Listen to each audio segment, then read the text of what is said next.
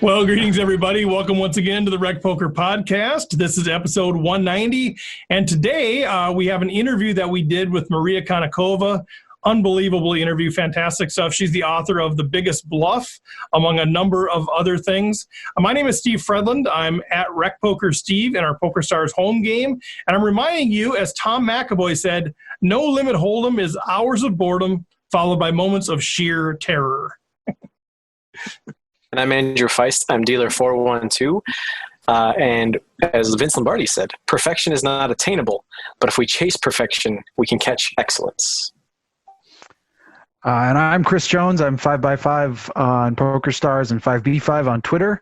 And I'm really excited for this interview today. I'm a big fan of Maria's work. And if you have somebody in your life who's really confused by the fact that you play poker and don't quite understand what it's all about, give them this book because they'll understand it after that. Nice. That's a great point, Chris. I love this author. This is an exciting interview to be a part of. I'm Jim Reed. You can find me at Blusterini in the home game. And as the great Jim Brown said, if you get up slow every time, they'll never know when you're hurt. And I'm John Somsky. I'm Poker Geek MN on PokerStars and on Twitter. And I just want to remind you to be very careful when drawing to an inside straight. And I'm Rob Washam, and I'm Radman50 on PokerStars and on Twitter. And I have the distinction of beating Taylor Moss heads up a couple nights ago. Yes. Way to go, Rob. Nice. All right, well, thank you. Nicely done. It would have been bad if we got another Taylor Moss win. I know. It's just bad enough he got second. Yeah. It's already bad enough. Well, thank you guys. I gave you a round of applause when I saw that. Right, I know. Way to go, Rob. Yeah, stick it to him. Well, thanks, guys. Thanks to our official sponsor, Running Aces Racetrack, Casino, and Hotel.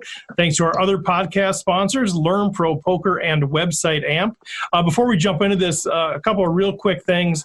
Starting the week of August 17th, 2 weeks from now, we are expanding to 2 podcasts. We'll be talking a little bit more about that in the round robin at the end of this, but we're super excited about that. And also, if you didn't know, anybody can become an affiliate partner with Rec.Poker. Click on the affiliate link at the bottom of any page at Rec.Poker. You become an affiliate, and then you can get paid if you refer people that become members. So that's pretty cool.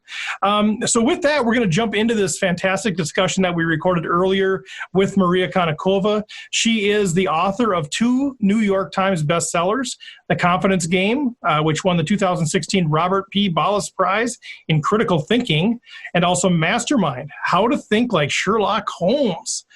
She just wrote The Biggest Bluff, which just came out. She's a regular contributing writer for The New Yorker. She's won a ton of awards.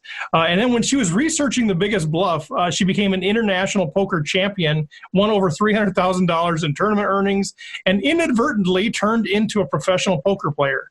Her writing has been featured in Best American Science and Nature Writing and has been translated into over 20 languages.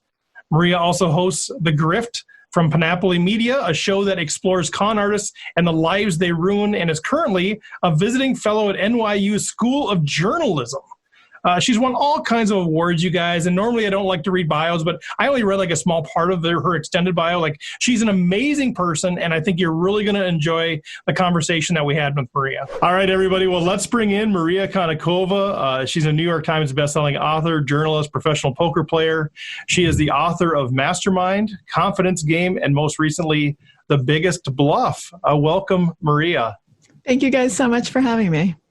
We are so excited to have you. I know you've been busy with all of the interviews and the book, and it sounds like things are going fantastic. So we're really honored that you take the time to be with us. Of course. I'm always happy to join. Awesome. Well, we're scheduling this around some of your day trips from New York to New Jersey because you were playing some online bracelet events. So let's start there. How's it going? I'm back from New Jersey now. I just got back. I was in an Airbnb for, I want to say, almost 2 weeks, not quite. And it was it was very surreal. I hadn't really left our Brooklyn apartment since the end of February. I was actually scheduled to fly to LAPC, and had my hotel, had my flights, had everything. Was in New Orleans right before for an award ceremony. I was getting a writing award. And was already really paranoid, and ended up, it was the week of Mardi Gras in New Orleans. So I basically just stayed in my hotel. I was like, avoid people. And at the conference, people actually thought that I was the really wacky girl because I wouldn't let anyone shake my hand or come close to me. I was like, I'm really sorry. Because at this point, people still were, this was a conference. There were lots of people there. And so I remember sitting in my hotel room, and the first cases were coming up in LA, and I was supposed to fly out the next morning to play LAPC. And I talked to my sister, who's a doctor, and she was like, just get back to New York, which I ended up doing. So I canceled that trip and went back to New York and hadn't left at all, basically. Hadn't left my apartment almost at all. And then the World Series started doing its announcements that it was moving online. And I'm like, well, New Jersey is right there. And wouldn't it just be lazy of me not to go? So, I feel like I'm obligated to participate. Exactly. And so my husband and I actually rented an Airbnb. He was a very good sport about it. And went out to New Jersey for 2 weeks. That was all he could give me. And I respect that, so that I could play. I did not win a bracelet. I did have a few nice runs. And I ended down by just a few $1,000s, which I think is a win for any World Series. You beat the rake. I did. So that was fun. I was actually planning to go to Canada to play in the GG events in August, but unfortunately Canada ain't having us, and I don't blame them. Yeah, it's so surreal. So when you're like at the Airbnb, are you like a loud online poker player? Or are you a quiet online poker player? Like I'm trying to picture your husband. I'm quiet. I'm quiet. Okay. So you're not one of these walking around stalking and.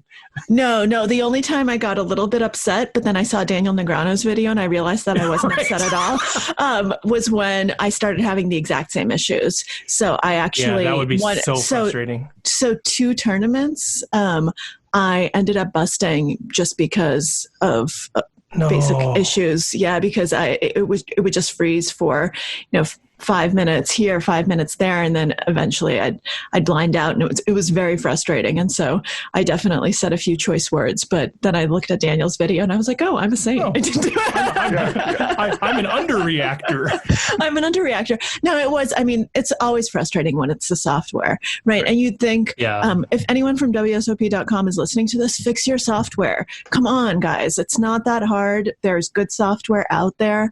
Hire some consultants, get people on it. It should not be happening. But I'm glad to see the spirit of the Rio is alive and well online. Don't fix anything you don't have to fix. Yeah, there's nothing quite like connection or software tilt. It's just it's a different kind of tilt, because it's like, especially for live players, you're not used to. That's exactly right. Most tilt sort of is either you're either mad at another player for making a decision that you don't agree with, or you're mad at yourself for making bad play. But this is something that's just sort of like out of your control. And absolutely. Absolutely. And the thing is, you guys have read my book, that I've worked with a mental game coach. I'm very good at tilt in live events these days, but I'm not an online player. I started off playing online. That was initially how I learned, because it's the best way to learn. But then I transitioned to live and never looked back. And so it's just such a difference where it's just completely outside of your control. You can't do anything. And at first and you don't know, is it me? Is it my connection? Is it, what's going on? And then I started texting other people who were playing, be like, hey, are you having issues? And they were. So it was not just me, but it's so frustrating to see the screen up there and it says sitting out under my name. I'm like, I'm not sitting out. I'm trying to play. No, I'm not. I'm here. I'm here. Let me see me, hear me.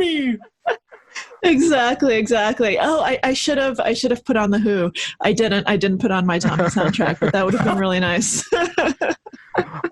So Maria, speaking of your book, I wanted to shift gears and sort of talk about the book. It's a book I love it. I admire it so much. I feel like it's the book I'm recommending to all the people in my life who are poker players who want to understand life better, and all the people who don't understand why I care about poker.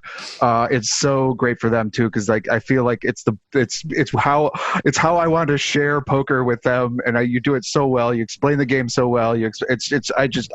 I love it a lot. So thank you for Maria. Now you know who it is. We were talking before this thing started. Who's your biggest fan? Now you know. It's been tipped. But I'm wondering if you can. Go ahead. Go ahead. No, I was just. it's awfully kind of you. So thank you. Yeah.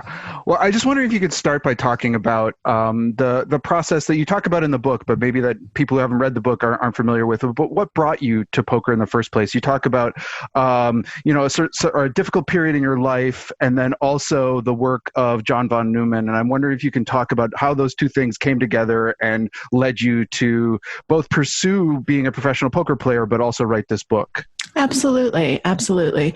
So yeah, as you mentioned, I had a really rough few months. Well, it was more like a rough year, but it started with a rough few months where I got very sick and no one could figure out what was wrong with me. I just had all sorts of strange hormone levels and my body became allergic to everything. I would just break out in hives whenever anything touched it. It was really terrible. I went to all of these experts. I was on, these horse doses of steroids. So I was falling asleep all the time and nothing was helping. And it still, by the way, it was never diagnosed. It just kind of went away eventually. So idiopathic is what you call things that you don't understand. And that's what it was. And while I was just trying to figure this out and deal with it, and spending weeks indoors because I couldn't go outside, my grandmother died. And she died in a really just a freak accident. She was healthy. She was living by herself, completely independent. She was baking bread the day before she died. The starter was on the table and everything, and she just slipped in the night and hit her head. And it was it was so sudden, and no one had a chance to say goodbye. And unlike when someone is ill and you have a chance to really prepare for it, it was one of these things where, death never has to happen, but this is one of those things where like, that really didn't have to happen.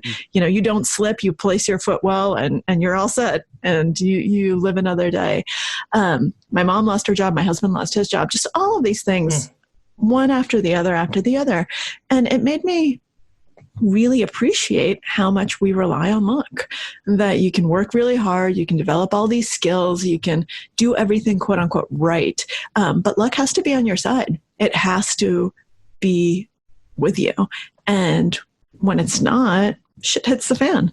And that's when we really realize how powerful it is and how big of a role it plays in our lives. And I decided that I wanted to write about this, that this is what I was going to do for my next book. And so I needed a story. I needed a book, not just an idea. And I started reading a lot. I had lots of free time, lots of time when I couldn't go outside or do anything. And someone suggested that I look into game theory because they said it's a great framework for looking at chance and for kind of understanding uncertainty. And so I thought, well, why not go to the source? So I picked up The Theory of Games and Economic Behavior, which is the foundational text of game theory, and learned that one of its authors, John von Neumann, was a poker player, and that poker was actually the basis of game theory. And the way that von Neumann described poker really caught my attention because to make it very clear to people who haven't heard my story, I am not a poker player. I was never someone who played growing up. I didn't even have a deck of cards. I didn't know how many cards were in a deck. This was a totally foreign world. And I wasn't playing other games. So I know so many poker players who, came up playing chess or Magic the Gathering and, made their way over to poker. That wasn't me. We were not a games playing household. We read books, that's what we did. And so to me, this was completely foreign. I thought, whoa, this is an interesting thing that von Neumann is writing about. He described it as a way of basically solving life. he said, this is a game. And he actually phrased it in a way. He said that he didn't like games. And I was like, ooh, that speaks to me. I don't like games either. And he said, chess is fine if you want to do mathematical stuff, but it has nothing to do with real life because it's a game of complete information. There's always a right move. Give me enough computing power and I'll tell you what you're supposed to do. Von Neumann was also the father of the computer. So he did make it possible to solve chess. Then he said, and roulette, things like that, it's also completely boring because it's the opposite. There's nothing there. There's nothing to solve. It's just all chance. And poker is in the middle. Poker is a game of incomplete information. That's what life is. Knowns and unknowns. And it's a game of people. And he has this quote that really spoke to me that I quote in the book. And I hope I'm getting it right. He said, real life consists of bluffing, of little tactics of deception, of figuring out what does that man think I mean to do. And that's what games are about in my theory. And that really spoke to me. I was like, oh, because it's about interaction. It's about people. It's about psychology. It's about thinking, what do you know? What do you think I know? What do I think you think I know that you know? You can go back and forth and back and forth. And this spoke to the psychologist in me. And I thought, oh, maybe I should read up about poker. And I started reading about poker. And just something clicked, the pieces came together and I thought this could be my book. Let me learn this game. Let me pick up this thing that I never had any interest in, get someone really good to teach me. Because one of the things I've learned along the way is that that's the best way to learn something, get someone good on your side. And originally I was not planning to become a professional poker player. I was just going to spend a year learning the game. I had no idea if I was going to be good, if I would enjoy it. I didn't know any of these things. So the idea was to spend a year and play the World Series of Poker and call it a day and use that as a journey into chance. And the funny thing that I've been a fan of your work before you became a poker player, and the funny thing about I think your career trajectory is in some ways it led you toward this path in a pretty natural way. Like you have a PhD in psychology, you've written a book about people, con men and confidence people. You've written a book about deduction and logic and Sherlock Holmes, and now you've written a book about chance and decision making and luck. And I think all of those things boil down into something that is what we all admire about the game of poker, is that it brings all of these things together. Mm-hmm. But one of the questions I had for you, based on all of these sort of things that you've done with your life and your careers or your writing career, I'm wondering if you had to pick just one poker superpower, which would it be? Would it be the psychology? Like, which would you like to be better than everyone else at the table of like having that understanding of psychology and human behavior, having that understanding about logic and decision making, having that math and computational side, or having just an ability to deceive people and understand deception, or just dumb luck? I mean, which of these things would you like rather have when you're at a poker? Which do you think is most important for the game of poker? Well, those are two completely different questions. So what would I rather have? I'd rather have dumb luck. I want to be the luckiest poker player that ever lived.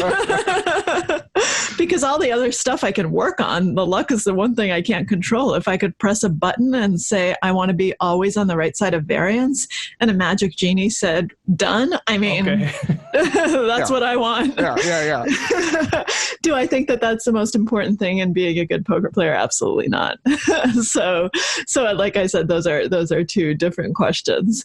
I think all of the other elements are important, and you have to figure out where your strengths are, because that's the smartest way to play. I know even if math is the most important thing to someone like Ike Haxton, for instance, mm-hmm. that doesn't mean that it's going to be the most important thing to me. And I know that he's going to outmatch me every single time, no matter how hard I work, because that's where his brain lies. He's more talented that way. That's his strength. So for me, psychology is my strength. And I think identifying that and learning that about yourself is a lot of the work of being a good decision maker, period, but also a good poker player. What can you potentially, where is your biggest chance of having an edge? And for me, it's always been in the psychology. So I think what you need to do is try to plug all of your other leaks, obviously. And, I'm someone who's took a math class last time in high school. That's really not me. And I have PO Solver, and I've learned to use it. And I've worked with Jason Kuhn to figure out how to do my solves, and how to solve and how to set everything up, and how to, read the outputs, and how to analyze hands. And it's important. And that didn't happen in my first year of poker, obviously, but I learned that, if you want to be competitive on the highest levels, you have to learn all the tools of the trade. That's never going to be my strong suit. I need to learn it, to understand it, to help me have another tool in my arsenal. And it actually also helps me at the things that I'm not great at, which is, bluffing and being aggressive, because it helps me reconceptualize what that means. I'm not comfortable bluffing, but I am comfortable playing well. So if PO Solver tells me, and I understand why I'm choosing certain combinations and certain spots to bluff in, I no longer see it as a bluff. I'm like, oh, I'm actually executing the proper strategy. I'm supposed to be doing this here with this hand. So that it's really helped me in that sense, and helped me how to think about that. But the thing that I'm always going to be best at is understanding the psychology of the decision making, understanding what other people are going through emotionally, understanding the biases, understanding how it's affecting people's decision making, and how it's playing out at the poker table. Yeah, it's funny. Go ahead, Andrew. No, go ahead. Keep going. Because you mentioned Ike Haxton, and one of the things that I thought was one of the more surprising pieces, and we're talking about dumb luck, and one of the most surprising aspects of the book was that this person that I think a lot of people, if we know who he is and admire his game, we think of him as like the ultimate mathematician, logician. Like his brain sort of thinks like the chart of hands, and he knows which hand to play. And yet you describe a player who has beliefs in sort of a lucky shirt and a lucky charms, and maybe doesn't even believe that they're that effective, but doesn't not believe that they're that effective. The interesting thing to me in the book is that you turn to Eric Seidel, who thinks that it's silly and counterproductive to have those sort of things, but I don't think you ever fully shared your belief about lucky whatever, lucky shirts, lucky charms, lucky whatever, lucky card protectors at the table. And I'm curious what your personal take is on these practices. Hurt or it's no, I think I made it pretty damn clear. I am very against that. And it was such a funny conversation with Ike. And by the way, just full disclosure, everyone who is mentioned in any depth in the book had a chance to read their section beforehand. Just out of courtesy, these were people who were incredibly generous, who I really like. They're good people. I didn't want to. My book wasn't meant to be an investigative journalism gotcha. Right. So I had a chance to read his sections, and he laughed. He was like, "That's fine." None of them, because it's all accurate. It's not like I didn't make anything up. This was all on the record interviews. But it was very funny to have him just kind of read it and laugh at himself. But that conversation was not at all what I expected, because I really thought that Ike would be this just bastion of logic. And he is. But the way that he phrased it is, my brain's going to do this anyway, so I might as well be in the driver's seat and do it. But then he throws out shirts that are unlucky shirts, and he actually does things. He has these routines. He can't miss a meal at El Dorado when after he runs well in the 50K Players Championship one summer. He has to have that exact same meal every day he's playing. So it does, it definitely filters into people's minds, and I'm very against it. I mean, I think that it's not it can't hurt mentality is absolutely wrong. It can hurt. What you're doing is you're giving up agency. You're actually giving up control over something you have control over to some random object. You're adding chaos. You're adding variability. And why in the world would you do that? There's enough of it already. Why would you actually give up agency willingly? That's what you do, whether you know it or not, when you imbue objects or rituals or pastimes or whatever it is with significance, because they will affect you, even if you don't realize it. And I tried to tell this to Ike. I was like, well, what if, your shirt gets ripped? He's like, well, I'd wear it anyway. I was like, okay, fine. Again, let's do an example where you can't wear it anyway. He was like, well, probably throw me off for a second, but then I'd get over it. But that throwing you off for a second might actually be longer than a second. You might feel like your balance is off. Not just poker, but almost everything. The mental game is really, really important. And I give examples of Olympic athletes who have lucky charms who didn't perform as well without the charms and blamed the fact that they didn't have them on their poor performance. This is not something that you should be delegating. You should just focus on the things about yourself and your mindset. Can you imagine if, I got to a final table and sat down and was like, oh my God, I don't have my lucky card protector.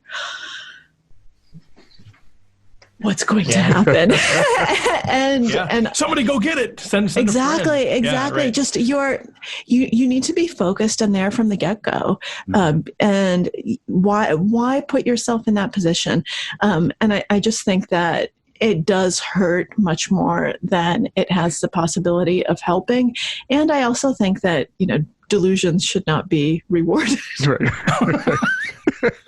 I'm going to put that on a t-shirt. Delusions should not be rewarded. It's good. And I also get really mad while we're here. And if I'm allowed to continue on a little diatribe, I get really mad when poker players say things like, oh, I knew that card was coming. Or I knew, it pisses me off. And a lot of players do it. And a lot of very high profile players do it. Mm-hmm. And it really makes me mad. Some have made careers out of it, like being the one who's going to pick the card that's coming next. Yes. And whatever. And the thing is, it's not true. You don't know.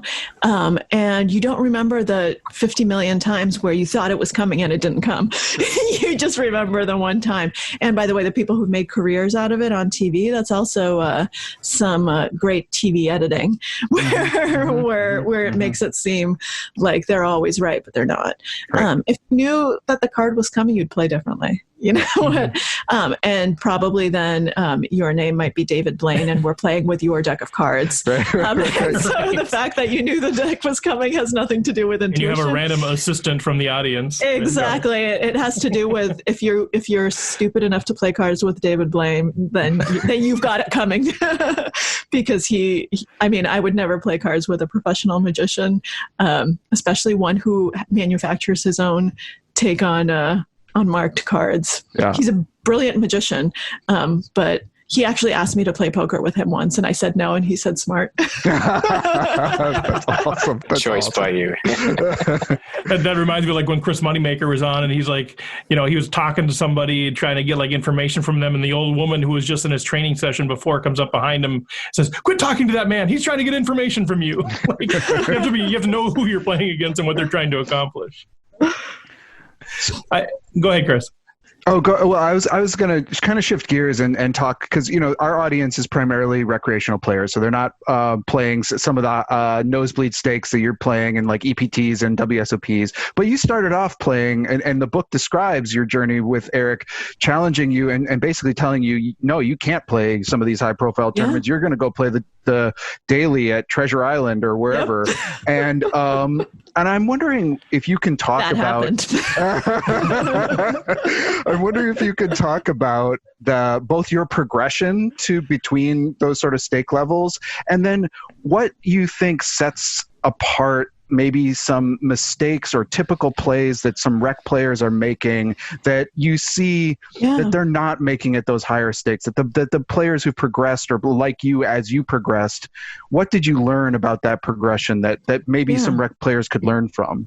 Absolutely. So, the most striking difference that you see in these $35, $45 dailies and nightlies, and even when you start moving up to $100 ARIA tournaments, which are also not as high as I would eventually go. But to me, Eric didn't let me play I think it was, I don't remember, it's like $120 or something. He wouldn't let me play that tournament. He said, those players are too good. This is too good. So there are huge jumps between that. And then, the first $1,000 tournament I played, I was crushed. Just my soul was absolutely taken from my body and ripped into pieces. But you have to do that. You have to make that leap. Event, and then eventually it will work out if you keep working. The most striking difference was the attitude of the players. I mean, at the lower stakes, most players aren't taking it seriously. I mean, some people are, but a lot of people are just there to have fun. They're drinking. First of all, you do not see alcohol at a poker tournament above a certain buy-in unless it's the last level of the night and people are relaxing. Unless you're in Dublin, I actually have never seen as much alcohol at a tournament as I've seen it from Dublin at like 11 a.m. like the 2,500 buy-in tournament, people with a Guinness. So Dublin is an exception, but otherwise you do not see that. And so their attitude is different. And I think if you're there to have fun, that's fine. And that's great, but that's not going to, then you might get lucky, but you're not going to actually progress. So that aside, which is obviously like the most obvious mistake, you have to actually take the game seriously and focus and not drink and actually try to play well. But I think a lot of the players who are listening to this podcast, like they don't make that mistake. They're not one of those players. They just are someone who wants to do better. And so far haven't progressed. And so the number one mistake that I see is people playing way too many hands. It's striking how, and players, and they say, well, I'm bored. Like I'm getting, I want to play. Like I'm here to play. No, you're here to do well and to make good decisions. And what I think what needs to happen and what good players do is they aren't bored. They take the time when they're not in a hand to actually pay attention and to take notes on other players and to figure out what's going on. They're gathering information because they understand that information is power and that your biggest edge is having an informational advantage over other people and picking up on things that they're not picking up. And I'm not saying like, oh, I noticed that tell. Sometimes you notice a tell, but usually it's not that. It's just noticing betting patterns, noticing how many people are playing how many hands, what kinds of cards they get to show down with, remembering the patterns of those hands. How did they bet when they had a monster? How did they bet when they were caught bluffing? You're never going to pick up on that information if you're not paying attention to it. And if you're playing every single hand, you also don't have a chance to pay attention to most of that because you're playing every single hand. And so I think that that's the number one mistake. Also, not understanding the value of position. Playing too many hands from bad positions. It was really funny. I remember the first time I was at a table with one of the best players in the world, David Peters, and I asked someone else, I won't say who, like, oh, have you played with David? And they said, oh, well, one thing I know about him is he absolutely hates to play out of position. It's one of his leaks. And I started playing it. I was like, wow, like it's not only is it not a leak, like this is what makes him so scary. Like I think hating to play out of position is a really powerful tool. So that's not a leak. That's actually great. But D. Peets was the first person I saw who like really just, because this was pretty early on, he nailed how to play in terms of using position, exploiting position, winning huge pots when you were in position, building pots when you're in position, and then trying to minimize your losses when you're out of position. Because oftentimes recreational players will watch high roller streams, will realize things like, oh, I should be defending the big blind a lot, but then won't have the skills to actually know what it's like to play out of position in the big blind. And for them, it's probably actually much more profitable to fold. And so sometimes when I'm playing a little bit out of my league, when I sit down at a table and Adrian Mateos is to my immediate left, and Stephen Chidwick is two to my left. And, I've been at tables like that where I just sit down and say, why am I at this table?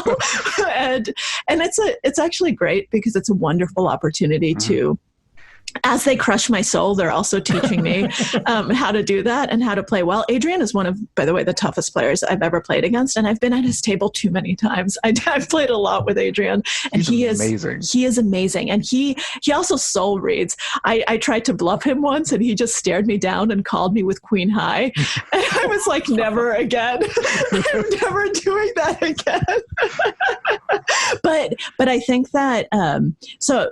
In situations like that, I'm folding my big blind. If Adrian's raising from under the gun, like, I have no desire to play, even a hand that I would defend against other players. You need to know when you're outmatched. I think that's something that a lot of recreational players don't know how to do.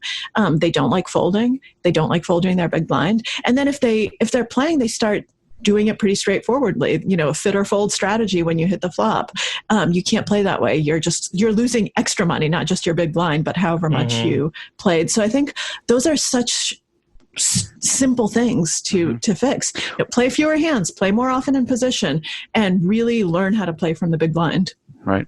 One of the things I loved that you said there that you didn't even say explicitly, but like when you're at a table with a much better player, like, watch them. Yes. Like, that's such a, it is scary to be at a table with Adrian Mateos. Like, I hope I'm never at a table with Adrian Mateos, but if I am, there's something that's actually really great about that too. Oh, yes, it's wonderful. And it's one of these things where I used to, at the beginning, I'd be really, really intimidated when I'd sit down.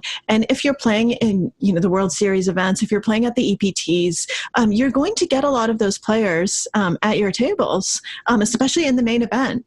Everyone, all the high roller players will play the main event. And you will learn so much if you actually just let yourself learn. Mm-hmm. And so what I would try to do is avoid being in pots with them if at all possible, and watch what they did. And also, when I am in a pot with them and they win, what did they do? How did they put me? When did I feel most uncomfortable? How did I get into that spot? What did they do to put me in that spot? Because that is such a valuable lesson. That's something I can learn from, because I can learn to do that myself, and I can learn to avoid that spot in the future. How did I get myself into this mess where, we have a 40 big blind pot and I'm folding top pair? That's not cool, but it's happened. And there are players who are just such amazing tournament players. Someone who is in my book briefly, and who's had an effect on me in many ways, is Patrick Antonius. And he is one of the best tournament players I've ever seen. And I mention that because, people like Adrian Mateos or Stevie, they're in the conversation right now, and people will often not think of Patrick because he's not necessarily playing in the high roller scene on a day-to-day basis, especially in the United States. But I've learned so much about tournament strategy from playing with him. And because you learn more when you're in the situation. It's one thing to watch someone on a stream, but it's quite another thing to be at their table, because you're processing the information differently. You're actually there. If you're not paying attention, you're going to lose. And taking that as just a gift, rather than say, oh, I cannot believe I have this table draw, reframing it as, this is such a gift of a masterclass in how to play tournaments well. I think that can be very powerful. I also want to cash, so it's not always great to have that gift every single day, but it's nice when you have it once in a while. Sometimes you have to pay for that gift, unfortunately. Yes, this is very true. Kind of going back for rec players. So a lot of the problems we have is obviously mental game, and dealing with that luck. Is for a rec player, what would be the best advice you could give for somebody to try and handle that mentally when the variance is obviously not going in your way? I think that it's so important to remember that it's not personal. That variance it has nothing to do with you. And that, one of the things that I actually tell people to repeat over and over to themselves at a table, especially when they're feeling like, oh my God, that guy's out to get me, is just channel the Godfather. It's not personal, it's strictly business. and it really helps, because if you realize, you should also start paying attention to what's happening to other people. Because if you're like, oh my God, this asshole has it in for me, he 3-bets all of my opens. Watch, does he 3-bet everyone else? Okay, yeah, he's just an aggressive player and he's good and you're folding. So he's actually doing the right thing. If you kept folding to my 3-bets, you can believe I'm going to 3-bet you much more widely. And I always love the players at the table. So this is advice on what not to do, who look at me and say, okay, next time you 3-bet me, I'm just shoving. I'm like, okay, great, wonderful. And then they never do. They end up folding and then they will shove. And there was one guy who actually did, and he had like 7 deuce. And I called, I don't remember what I had, but I obviously called his shove. But, you don't be that player. Don't take it personally. It's poker. It's a game. I had to learn this the hard way. I mean, people got me and I was like, oh, I thought we were friends. It's true. There really aren't any friends at the poker table, and you just need to play a good game. And people who are aggressive, people who are putting you in bad spots, they're just better players than you. Learn from them. Don't take it as, oh, this is a bully, this is a jerk. Don't personalize it. The moment you personalize it, you let emotions get in the way. So I think that's really important. And the other thing I would say is just don't focus on the outcome. Think about, how did I play? Did I play well? And this is a lesson that Eric taught me right at the beginning of my journey. And it's one of the most important things he ever taught me. No bad beats. You are not allowed to tell me a bad beat story. I don't care when your aces got cracked. And I did this to Eric. I started telling him a bad beat story when I had a set, and, and then I busted because the flush draw got there, and he let me have it. That he never wants to hear that again. And he never wants to hear how a hand ended. He doesn't care what the outcome is. He cares about the decision nodes. Such a powerful way of thinking. And you realize then you forget the bad beats. You actually forget, unless it was a hand that was very interesting, that had interesting decision spots. Right. And I had a hand like that. I had a really bad beat hand in the World Series Online in New Jersey, where I didn't make any mistakes, but I was actually very curious what I should have done had I been one of the other players in the hand. And so it's a hand that I've actually thought a lot about, but not because I was on the bad end of a bad beat and ended up busting this freeze-out tournament. It was because I actually, I'm fascinated by the other 2 players in the hand. And you're approaching it as a learning opportunity rather than a woe is me sort of opportunity. And that's the only bad beat that I remember in recent history, but not from the bad beat perspective. I did what I was supposed to do. I had a set. I got my money in. I'm good. I'm curious about the 2 other players who stayed in that round. I'm kind of curious, combining some of the things that you just talked about here with some of the things that you talked about earlier. It's so clear to me that there's people in life and in poker that can't seem to grasp this concept that variance is inherent in the game or in life. And some people get it, some people don't.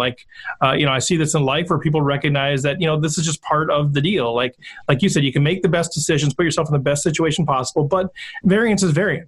I do work in Rwanda, so I've seen firsthand the fact that I won the lottery, positive variance, by being born in the United States. So there's people that kind of get that. And then the same thing in poker, people that sort of get that's just part of the game. Yeah, poker's poker, whatever the variance, the pocket aces are going to get cracked, the set's going to get flushed, all of those things. But for the folks that, I know there's a good number of recreational players out there, maybe you won't admit it, but I know who you are, that can't seem to grasp this idea that variance is inherent in the game. If they win a tournament, patting themselves on the back completely.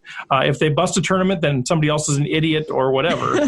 How can people that struggle with this, because I'm actually concerned about these people somewhat, because I think it translates into their life as well. And I see it in their marriages and their other relationships, the same sort of attitude. So how can you help psychologically these recreational players that are in this mindset where they don't really truly grasp the inherent variance in the game? How do you help them kind of move toward that mentality? Well, I think part of it is becoming a better player and actually understanding that, a lot of poker is about probabilities, that it's a probabilistic game, that life is a probabilistic game, that everything is probability. It's not there's no certainty.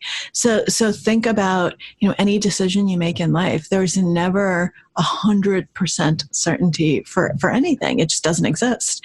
I mean, you could die in the next second, right? Like that. Right. I mean, I realize that sounds harsh, but it's true. I mean, there's nothing is 100% certain. That's just the nature of life. And in poker, one of the key elements to becoming a better player is to learning to figure out what probability actually means. And it's not just, and I know a lot of players who are like, oh, I don't want to do the math. Well, it's not hard math. Like I said, I don't do math either. I count on my fingers. I still do. Like if you see me at a poker table, I'll be like, if you get to 9, we should fold, right? Yeah. Fold. All right, that's good. We're good. I fold. No, I really do. And, I tried to break myself of that habit. And then I actually read a lot of psychological studies that show that it's not necessarily a bad thing. It's just I'm a visual person, and it helps me internalize numbers in a different way. And so I just stopped trying to break myself of that habit. And I do use my fingers to count. And it's not something that I've ever been able to fix. So I'm glad now that I've at least made peace with it. But that's the level of my math. My mental math has gotten much, much better as I've started playing poker seriously, because you're doing that all the time. And as a writer, I've never, I didn't do any mental math. But you need to actually realize that actually pot odds are important and outs are important. Whether I have the right price to stay in, all of that stuff is important, because over the long term, it adds up. 1% is important. It was really funny when I had the realization that I think a lot of players have early on. I'd read somewhere that, suited cards only give you a 2% advantage. And I was like, oh, it doesn't matter then whether it's suited or not. Of course it matters. It's huge. Like after learning to play, I was like, oh, 2% is huge. And it's actually, and you shouldn't play, Jack 10 suited is not the same thing as Jack 10 offsuit. I made that mistake and Eric's like, what are you doing? I was like, well, you played Jack 10 in this. He's like, yeah, no, different Jack 10. But I think that you actually have to take the time to understand things like that. A lot of the people who are like, who don't understand variance at all, haven't taken the time to actually stop and go through the process and figure out, okay, did I get my money in as a favorite? How often am I supposed to win here? Pocket aces are supposed to get cracked over 20% of the time, depending on the exact situation. And that's a lot. And I like to tell people, so I have this example in the book where I talk about Nate Silver doing a poll on Trump and Hillary, and people getting really mad at him for getting it quote unquote wrong, because he gave Trump he gave Hillary a 71% chance of winning, which gives Trump 29%. And what are the odds of flopping a pair and hold'em? Almost exactly 29%. How often have you flopped a pair and hold'em? It happens. It happens quite frequently. So you actually start realizing, but 71% is great, so I should keep doing this. But that means that 29% of the time, something else is going to happen and I'm going to lose. And if you see it in those terms, as opposed to, I can't believe my aces got cracked, I can't believe this happened, I can't believe that happened. If you just try to shift your thinking in that direction, I think that's a huge step forward. It's hard, and you can't do it it doesn't happen unthinkingly. I think that's the bottom line. You have to make an effort, and you have to start understanding that you're never supposed to win. That's the other part of it. People often take these things very personally, and they're like, well, I deserve to. I'm overdue. Like this is unfair. This guy keeps winning. I can't believe, this guy's sun running. I can't believe he hits every flop. This is terrible. Well, no, once again, probability doesn't care about you, and it has amnesia. It has no concept of what happened before and whether this guy, sucked out on you last time already, so he can't possibly suck out on you again. That's not how it works. It's just math. Yeah.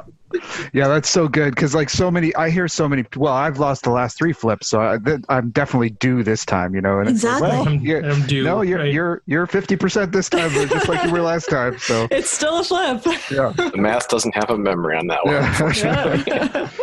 I'd love it if I were due. This is Chris. This is why I answered your earlier question and said I want the luck. Yeah, give me. Right. Yeah, if I had that superpower, then I would be due, right? But yeah, exactly.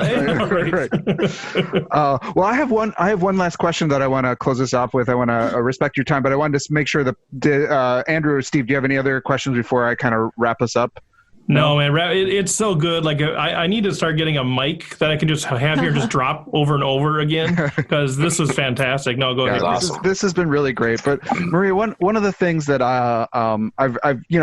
this book has received a lot of praise. It's been in a lot of book reviews, and I think a lot of the book reviewers have been talking about how this is a book for the general public, how the non-poker player can understand both poker and the game of life in a certain way, from the lens of poker. But I kind of want to ask you the opposite question, which I don't think has been covered as much, which is, so for poker players, what people who maybe are in depth in the game, love the game, play the game all the time, what aspects in sort of their own personal lives or their approach to lives are they missing? What pieces, what lessons from that poker players who understand all the aspects of variance and psychology and whatever, but maybe don't bring that into their own lives? What aspects are they missing that they should be like thinking about as they either go out, rush out and buy your book, or just think about all these aspects? Well, I think that a lot of poker players, being good at poker does not equate with being good at life. I think you need to take a higher level view in order for that to be the case. I mean, people like Eric are an exception. People who have an incredibly successful personal life, who've been married for over 30 years, who have kids who love them, who know everything about theater and restaurants and music and all this stuff. I mean, that's rare. It's rare to have that sort of balance. And so I think that seeing poker as, yes, a game, but also as something that is teaching you to be a better person if you were to only listen. I think that that's a really powerful way of looking at it. And in order to do that, by the way, in order to have that sort of distance, in order to realize that, wow, probabilistic thinking is really important in daily life, and it's going to make me, make better risk assessments and probably not put my money on that craps table right now, because that's not great. And that's not a great risk reward proposition. And maybe I'm playing again a little bit above my bankroll, and maybe this and maybe that. There are lots of perils, and maybe I'm very quick to fold my pocket aces when things go south at the poker table, but I commit the sunk cost fallacy in my investments outside of the poker table because I've never actually, made that connection. So in order to be able to do that, in order to be able to get that kind of mental space, you need time. So I think the number one mistake that serious poker players make that I've seen is they play too much. They are way too much in the world. They don't stop the grind. They travel to every single stop. They play every single event. They're there to play. And a lot of them are incredibly successful, but I think probably less able to apply those lessons outside of poker because you need space. Creativity needs space. Reflection needs space. One of the most important things that I learned from Eric was to take breaks, that it's always okay not to play, and that every single day you should check in with yourself and say, am I my best right now? Am I in the right, is my head in the right place to play? Is this a good day? And if the answer is no, don't play. And he's done that himself. I mean, he's missed, super high roller bowls when he's like, you know what? I was planning on it. He's bankrolled. It's not like he can't raise the money. And he just decides, I'm going to skip it. And I think that ability is part of what helps him be so good at life, because he has perspective. He's able to take the time and evaluate what poker's giving him because he has that mental space, and to improve and to grow. And then he has the time to take things from life, which make him better at poker.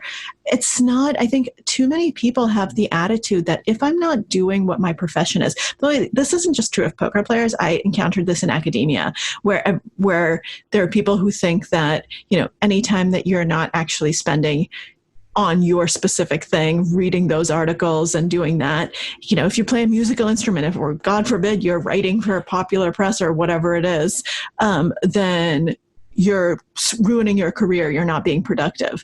People see downtime as just this horrible thing and as counterproductive. And I actually see it as a superpower, as something that can help our brains reflect process, make sense of things, and become better, become stronger.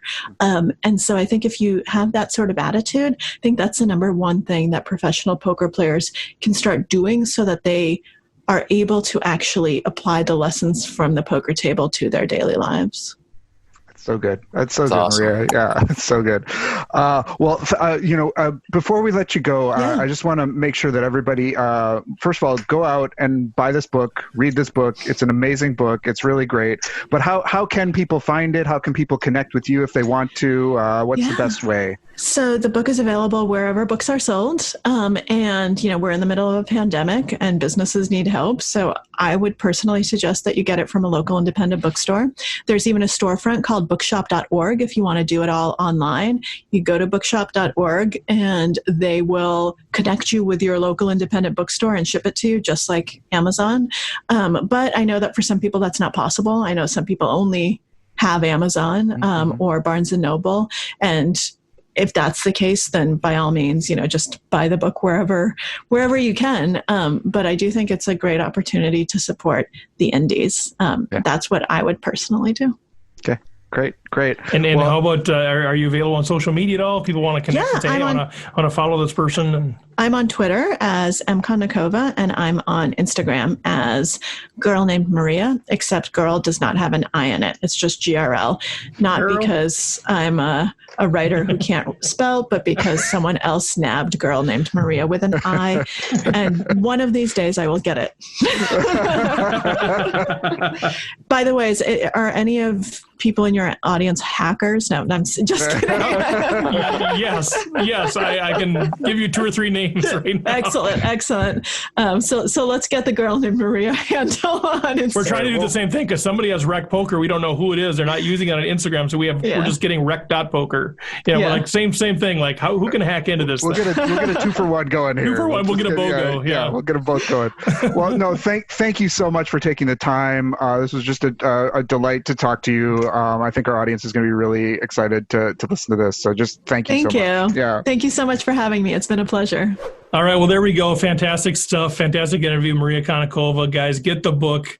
Great stuff. I'm sure we'll have her on again in the future.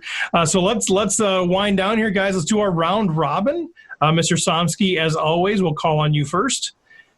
All right. Well, we've got our No Limit Hold'em game coming up August 5th and our mixed game series, Pot Limit Omaha 8, August 12th. There's a video available for that. And Monday night, August 10th, is our July Nightly Series Tournament of Champions. So if you win a Nightly Series tournament anytime during July, then you are eligible to play in that Tournament of Champions. So be sure the announcements are on Facebook and Discord, or you can go to our Nightly Series page on the website, and it'll give you instructions for how to sign up for that game. Yeah, Steve, just head on over there and you can sign up for that game that you're qualified to enter as a tournament winner. Disappointing. A few deep runs. Sorry. Who made it? I know Jim made it because obviously he's gloating. Well, anybody know it? Chris, no? Rob, 3 seconds? Did you have 3 seconds? Wow. Yeah. But you won one. You won one in August like that. Yeah, boom, take it. That sucks. Somsky, are you in that thing? No, I'm not in it, and I haven't qualified for August yet either. So, well, we know Taylor's in it because we've never been able to hear the end of it for a week. I don't think we're going to have to worry about that. Thank God he's not here tonight. Well, I know. Well, now we just need everyone to make sure that Taylor doesn't win the Tournament of Champions, because otherwise I don't think we'll ever live it down. I'm going to do my damnedest. Do you know the streak he's on, though? Like, maybe John will talk about this, but like 5 out of 6 tournaments, first or second. Like, who does that? Crazy. That's amazing. That's the power of the Wrecking Crew. And I forgot to slow roll him, Steve. I had the opportunity. Oh, yeah, well, I was heads up. I could have done it anytime. Oh, come on, man. Oh, please. There's $1 for anybody who slow rolls Moss. Like, I totally forgot. I was in the zone. That's good, though. As long as you beat him, that's fine. We'll take that. All right, John, sorry. All right. So now the Nightly Series, July 27th, Milo Junk. Miles Hudson got his second Nightly Series victory. July 28th, Bluff Sterini, Jim Reed, his fourth victory. Jeez. July 29th, Flying Brick, Sarah Hansen. It's her second. And then July 30th, Grumpy Rob. I do not know who Grumpy Rob is. Now, are we not this Rob. sure? Are we not sure that our Rob has two different screen names? Multiple accounting here. Multiple accounting. He's not that grumpy. We do have a bunch of Robs. There are a whole bunch of Robs. There are. Yeah, maybe one of them is like even grumpier Rob or something. Grumpy old men. Yeah. July 31st, Rick the Good Dog, Rick Rock Oman, got his second nightly series victory. August 1st, Rabman, Rob Washam, There it is. got his Yes, second nightly sir. series victory. And August 2nd, Oreo Milk 4444, Owen Drabeck got his fourth nightly series These victory. Draybacks. Oh my He was down to God. nothing too. He was right on my left. He had he- nothing left for like 20 people. He sucked out of me so bad. I had them all in. I had 7s, he had 5s, and he got the wheel. Oh, It's like, wow. how do you gross. get the? You got Just the hit a wheel. 5. Just hit Yeah, a 5. just hit a 5 and get it over with. No, he had to get the wheel on the river. It's like Chris will oh, tell you, there's no man. photos on the score. Yeah, I mean, I'm gonna say, Rob. I mean, Pocket you're fives. gonna lose that hand every time. Oh, yeah, that's true. 5 by 5, I should have baby. known as soon as I saw his 5s. Yeah, Kryptonite. that's not All even right, a suck out. That's just normal. That's just Yeah, he's how- probably a that's like 90% normal favorite progress. Yeah,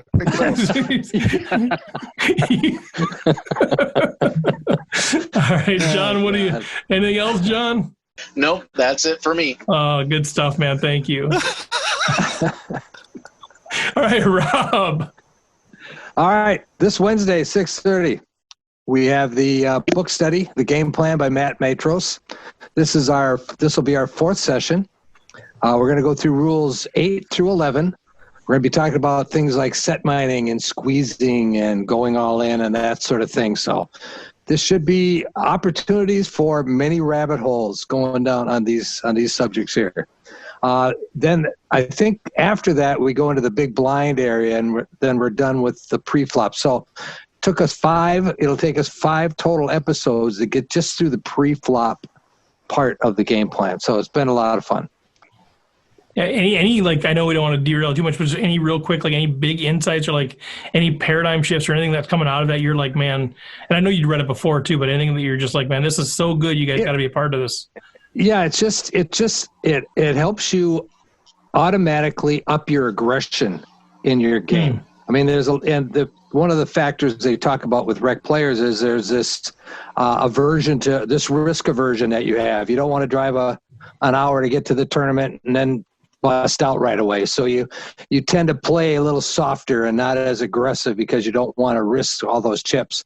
And that's not a way to win a tournament. And so he's giving you license to go ahead and be aggressive and do this. And he gives you a set of rules to follow so you don't have a lot of decisions to make. You just follow these rules. You're automatically more aggressive than you've ever been before. So good. That's kind of what I'm getting out of it so far. Great. We look forward to it. You're probably going to be 3-betting me all night long. Chris, what do you got, Chris? Well, so we're in August. Our seminar this month is all about value, getting value thick and thin, finding it in places that maybe you're not typically finding it. And then in September, we'll be talking about the big blind, which is a topic I'm very excited about because I think it's a part of my game that I struggle with maybe the most. So I'll be really interested to talk to the panel about big blind stuff. And then just a reminder that August 26th is our monthly members strat chat, where we'll be going over that Tournament of Champions final table, talking about some of the strategy and the choices at the play. The last time we did it, we had a lot of fun. It was a really kind of fun conversation. Even though we can't see the whole cards, we can do a lot of analysis, and it was a really fun conversation. Awesome. All right, Chris, thank you so much. Jim, what about you, man? Well, actually, I'm really excited about that big blind seminar that Chris is setting up. There's been some great posts in the forum about playing out of the big blinds and how to select different kinds of light 3-betting candidates and that kind of thing.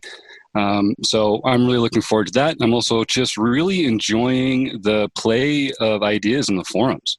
We have some really deep level strategic thinkers sharing their ideas, breaking down hands, like ARW, Binkley, and Jamel in particular some of the hand breakdowns that they're doing, getting into combos and different candidates for different parts of people's ranges.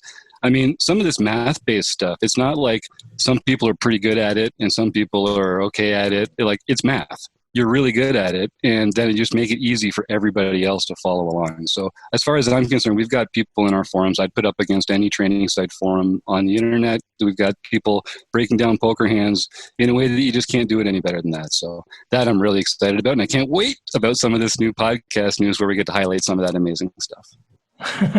Well, speaking of that, that's what I really wanted to touch on is just the new podcast format. So a couple of weeks, we're going to have 2 podcasts every week.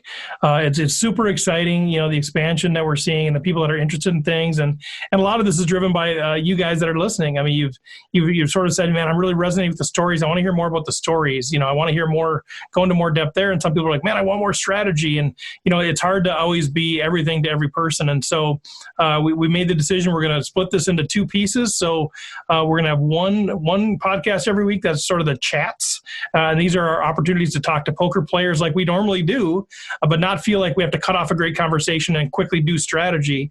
It might be strategy, but it might also just be their life and how they think about the world. And now we're no longer limited to just having poker players. We could have media or other sort of personalities around the poker world that we invite in and have a conversation with. And I think that'll be a super fun part of this deal.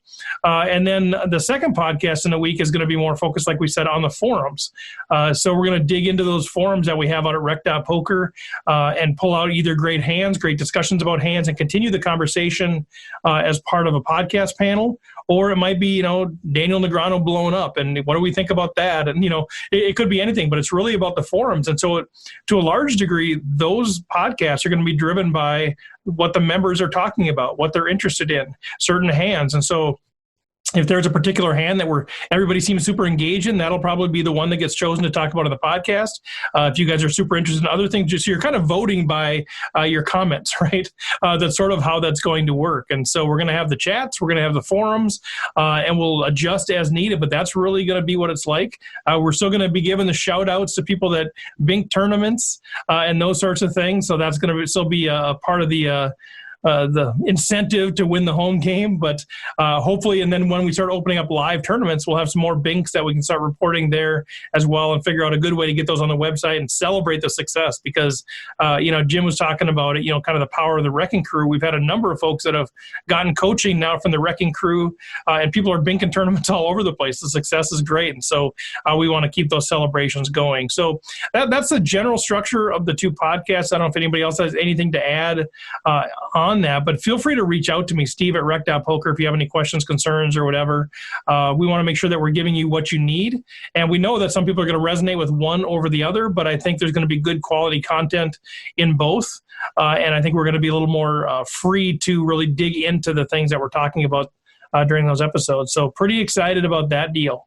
That's really the only news there's a million pieces of news, but the only one that I'm going to share tonight. Anything else that you guys on your brain or that you think the nation needs to know?